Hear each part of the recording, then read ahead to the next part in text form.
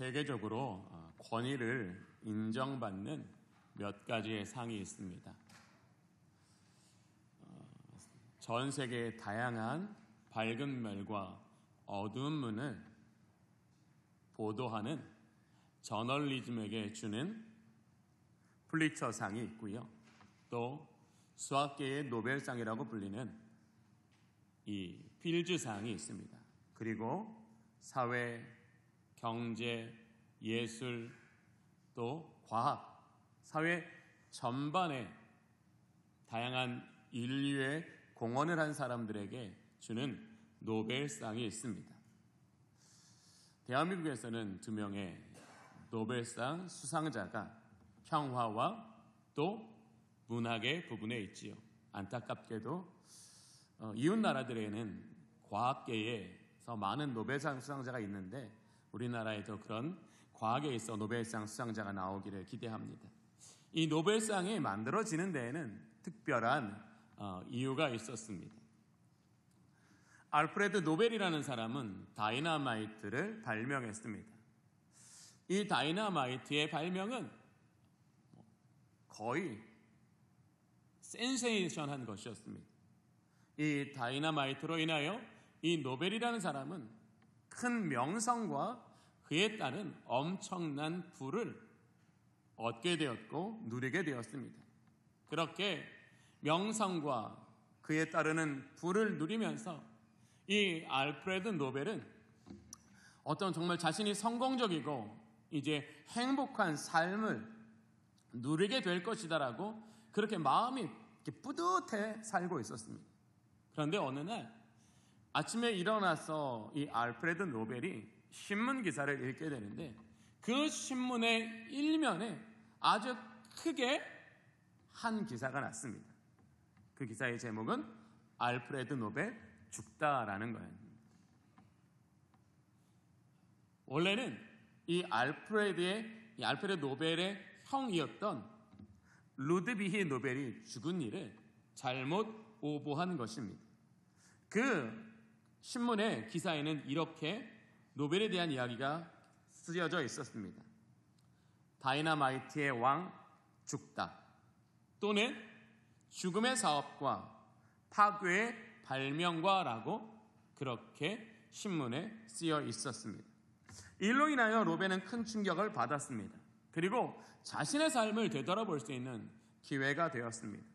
자신은 사람들이 우러러볼 만한 명성을 얻었고 사람이 부러워할 만한 행복을 누리고 있어서 정말로 자신의 삶이 성공적이고 자신의 삶이 참 행복하다고 느꼈는데 사람들은 알프레드 노벨을 어떻게 보고 있다고요? 죽음의 사업가라고 보고 있고요. 또 파괴의 발명가라고 보고 있었습니다. 자신이 생각하는 것과 사람들이 생각하는 것이 너무나 달랐습니다. 이 노벨은 자신의 명성과 부가 자신을 앞으로도 계속 행복하게 하는 그런 디딤돌이라고 생각했는데 오히려 자기를 향하여 파괴의 발명가, 죽음의 사업가라는 그런 사람들의 평가를 통해 내가 누리려고 했던 이 명성과 부가 내 인생의 디딤돌이 아니라 내 인생의 걸림돌이 되고 있구나. 이것을 마음에 크게 느낀 노벨은 자신의 전 재산을 이 노벨 재단을 만들어 앞으로 이 인류 발전에 크게 공헌한 사람들에게 노벨상을 주는 그런 제도를 만들게 되었습니다. 다이너마이트는 인류 발전에 크게 기여했음에 틀림이 없습니다. 그러나 반대로 다이너마이트는 살상의 무기로서 여러 차례 세계 전쟁에서 셀 수 없는 많은 희생자들을 지금도 만들어내고 있는 것이 사실입니다. 발명만큼이나 중요한 게 무엇일까요? 윤리입니다. 아무리 발명이 뛰어나도 그것을 사용하는 사람들의 인격이 나쁘면 오히려 그것은 그 사람에게 약이 아니라 독이 될 수도 있다라는 겁니다. 같은 맥락에서 우리가 깨달아야 할 것은 돈을 버는 것보다 더 중요한 것은 돈을 사용하는 것이라는 겁니다. 성경은 우리가 어떻게 하면 하나님께로부터 복을 받느냐, 복을 받는 것에만 기록되어 있지 않습니다. 하나님께서 주신 복이 우리라는 하나님의 통로를 통하여 이 세상의 어떤 형태로, 어떤 열매로 나타나는 것이 하나님이 기뻐하시는 일이고, 그 안에 하나님의 놀라운 구속의 사역이 있는가를 성경을 통해 우리에게 말씀하여 주심으로써 우리가 하나님께로부터 복을 받는 것만큼 중요한 것이 바로 우리가 이게 주어진 이 복이 과연 어떤 것이며 무엇을 위한 것이며 하나님이 무엇을 기대하시는가를 깨닫고 그것에 합당하게 살아가는 것이 진짜 하나님께서 주시는 복으로 말미암아 이 땅에서 충만한 삶을 살아가는 것이라고 명확히 얘기하고 있습니다. 사람들은요, 내가 돈을 얼마나 많이 잘 버느냐로 사람들이 나를 평가한다고 생각합니다. 그러나 그렇지 않습니다. 사람들이 우리를 진짜로 평가하는 평가의 기준은 내가 돈을 얼만큼 많이 벌었느냐가 아니라 그것을 어떻게 사용하고 있느냐가 정말 그 사람들이 우리에 대하여 평가하는 평가의 기준입니다. 우리의 신앙도 마찬가지입니다. 우리가 은혜 받는 것 너무나 중요하죠. 은혜의 결핍의 시대를 살기 때문에 전 우리 주님의 모든 성도님들에게 하나님께서 은혜를 강물과 같이 흘려보내주시기를 원합니다. 그런데 그것만큼이나 중요한 뭐예요? 은혜 받은 사람으로 살아가는 거예요. 은혜 받은 사람으로 살아가는 것, 그것이 나를 온전케 하는 거예요. 오늘 본문은 부자들에 대한 야고보 사도의 교훈의 말씀입니다. 본문 1절을 볼까요? 들으라 부자들아, 너에게 임할 고생으로 말미암아 울고 통곡하라 라고 경고하고 있습니다. 문자적으로만 본다면 부자들에게 뭐가 있어요? 고생이 임할 거고 울음이 임할 거고 통곡이 임할 거라는, 즉 하나님의 심판이 부자들에게 있을 것을 경고하고 있습니다. 그러면 이 말씀은 뭐예요? 하나님이 부자들을 미워하신다, 하나님이 부자들을 부정하신다라는 것을 말하는 것이 아닙니다. 이제 2절부터 6절까지 왜 부자들에게 고생과 울음과 통곡이 하나님께로부터 심판으로 주어지는지를 이야기하고 있습니다. 본문 2절을 볼까요? 너희의 재물은 썩었고 너희의 옷은 좀 먹었으며, 이 부자들의 재물이 지금 썩어져서 냄새가 나고 있고 옷은 좀이 먹어 그 가치를 잃어버리고 있다라고 이야기하고 있습니다. 이 팔레스타인이라는 지형은요, 고원의 건조한 기후입니다. 씨를 뿌리는 대로 풍년을 맞는 그런 땅이 아닙니다. 이스라엘 민족의 풍년은 반드시 무엇으로 인한 거냐면 하나님께서 그 백성을 사랑하사 이른 비와 늦은 비를 내려주심의 결과가 풍년입니다. 그런데 하나님께서 이스라엘 민족에게 이른 비와 늦은 비를 내리지 않으시면 이 팔레스타인 땅은 뿌린 것의 10분의 1도 거둘 수 없는 그런 지역이 바로 팔레스타인 지역입니다. 그렇게 하나님께서 이른 비와 늦은 비를 내려서 그 땅으로 하여금 풍성한 결실을 맺게 하여 주셨습니다. 그래서 그것을 기쁨으로 모아 창고에 드렸지요. 그런데 부자들은요, 자기 창고에서 곡식이 썩어져 냄새가 나고 있는데도 불구하고 그것으로 가난한 사람에게 나누어 주지 못하고 있다라는 걸 말하는 거예요. 차라리 창고에서 썩힐지언정 그것을 내어 가난한 자들에게 나누어 주어 그것으로 하여금 그것을 베풀어 주신 하나님의 은혜를 참여하는 삶을 살아가는 것이 올바른 일일진데, 부자들은 자기 배가 부르니까 뭐예요?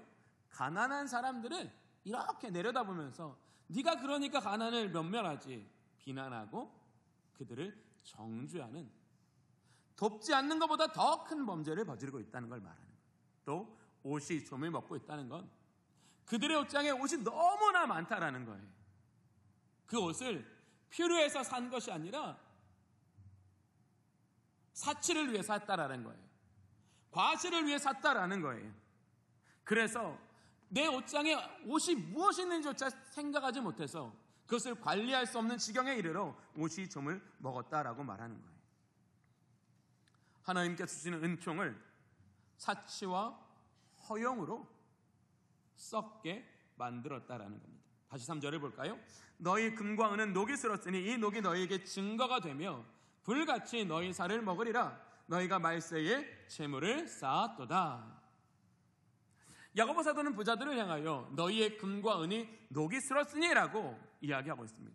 그러나 본디 금과 은은 녹이 슬지 않는 금속입니다. 녹이 슬지 않기 때문에 다른 녹이 스는 물질보다 더 큰 가치와 효용성이 있는 겁니다.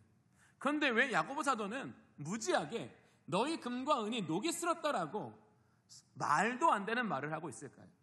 이건 뭐예요? 그들이 가진 금과 은이 마치 녹이 슬어 있는 것처럼 그렇게 자기 가치, 자기 역할을 하지 못하고 있다는 걸 비유하고 있다는 거예요. 여러분, 녹이 슬면 어떻게 되죠? 결국 없어지잖아요. 그러니까 이 부자들의 금과 은이 결국 녹이 슬어서 없어지게 되었다라는 것을 경고하고 있는 겁니다. 부자들은 자기의 창고에 금이 쌓이는 걸 보면서 뭐가 쌓인다고 생각했을까요? 행복이 쌓인다고 생각했어요. 여러분도 혹시 그러고 계시진 않습니까? 여러분의 통장에 물질이 쌓이는 것을 행복이 쌓인다라고 착각하지 않으십니까? 이 부자들의 곳간에 금이 쌓이는 건 뭐예요? 결국 죄가 쌓이는 거예요. 자기 곳간에 금이 아닌 죄가 쌓이는 것을 모르고 있는 게 그의 인생을 뭐예요? 더 좀먹고 있다라는 걸 경고하고 있는 거예요. 그런데 이 야고보 사도는 그렇게 하나님께 주시는 축복을 바르게 사용하지 못하는 것뿐만 아니라 그들이 그것을 잘못된 방법으로 그 부를 축적하는 잘못에도 이야기하고 있습니다. 4절을 볼까요? 보라, 너희 밭에 추수한 품꾼에게 주지 아니한 삭시 소리를 지르며 그 추수한 자의 우는 소리가 만군의 주의 귀에 들렸느니라. 삭시 소리 지른다는 것은 무엇입니까? 비유이겠지요. 그렇게 온종일 허리 한 번 펴지 못하고 추수한 일꾼들이 그에 합당한 대가를 받지 못해서 그의 온 가족이 굶주리고 추위에 벌벌 떨면서 신음하듯이 우는 소리가 하나님께 들렸다라는 겁니다. 바로 그 약자들의 신음소리에 하나님은 공의를 드러내시자 그 공의로 말미암아 이루어지는 심판에는 그 불의한 재물에 대한 하나님의 심판으로 인하여 부자들은 울고 고통스럽고 그렇게 힘들게 될 거니라는 걸 말하고 있는 겁니다. 다시 5절을 볼까요? 너희가 땅에서 사치하고 방종하며 사륙의 날에 너희의 마음을 살찌게 하였더라. 즉 이 부자들이 사치하고 방종함의 결과가 뭐예요? 마음이 살찌게 된다는 거예요. 마음에 살찐다는 게 뭐예요? 마음이 건강해진다는 뜻이 아니에요. 마음이 건강해지지 않는다는 거예요. 그런데 이 마음이 건강해지지 않는 것이 어느 때까지 이른다고요? 사륙의 날까지 이르러서 그의 마음에 살찐 것이 그로 하여금 회개의 기회조차도 붙잡지 못하게 하여 그 영원한 심판에서 벗어나지 못하게 한다라는 걸 경고하고 있는 겁니다. 사랑하는 성도 여러분, 오늘 우리가 이 말씀을 통하여 부자가 되는 것, 이 자체를 하나님께서 부정하신다고 말씀하시는 것이 아니라 우리에게 주신 그 축복이 누구로부터 왔고 무엇을 위해 왔고 이것이 흘러가야 될 분명한 목적지를 알고 그 하나님의 완전하신 섭리와 그 섭리를 통하여 이 땅의 모든 성도들에게 하늘의 것으로 충만하게 되어 살아가게 하시는 그 하나님의 은혜를 떠나 살아가는 사람들은, 그 뜻을 떠나가는 사람들은 반드시 그 재물로 인하여 심판을 받게 된다라고 이야기하고 있는 거예요. 사랑하는 성도 여러분, 여러분들에게 재물은 지금 걸림돌이 되고 있습니까? 디딤돌이 되고 있습니까? 많은 사람들이 재물의 욕심 때문에 바쁘고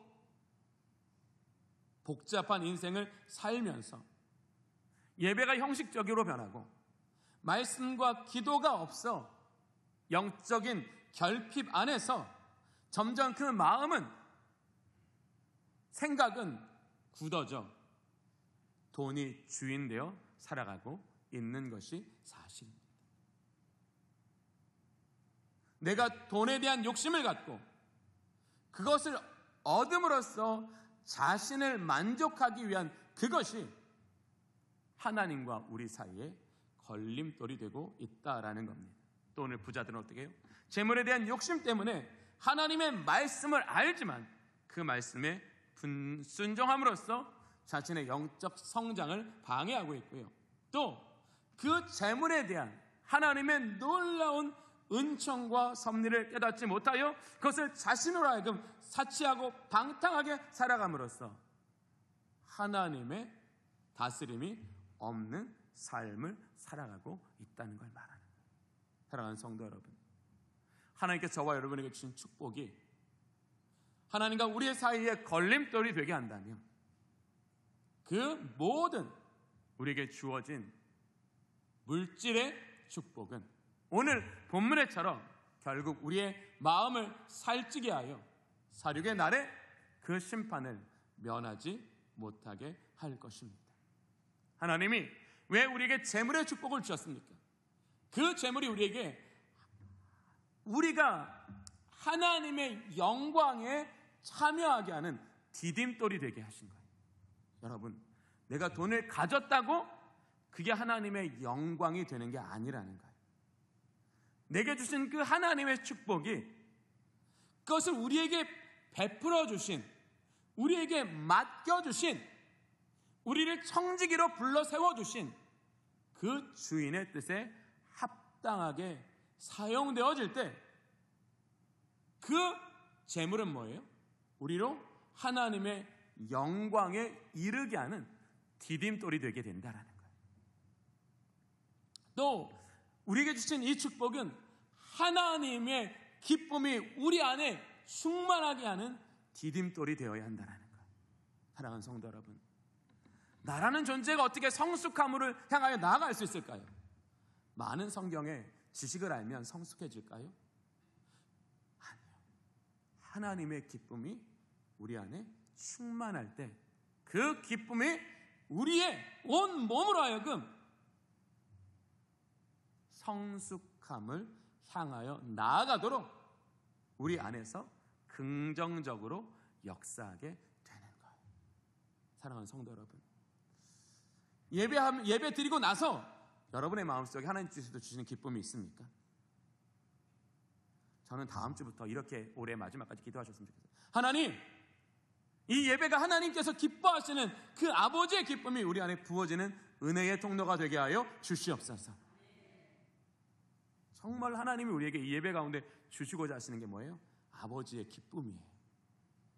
그 아버지의 기쁨이 우리의 내면과 우리의 인생에 어떤 하나님의 위대하신 승리와 선물로 우리에게 주어질까를 기대하며 살아가는 그 삶이야말로 진짜 우리의 삶을 믿음 위에 든든히 세워 나갈 거기 때문이에요.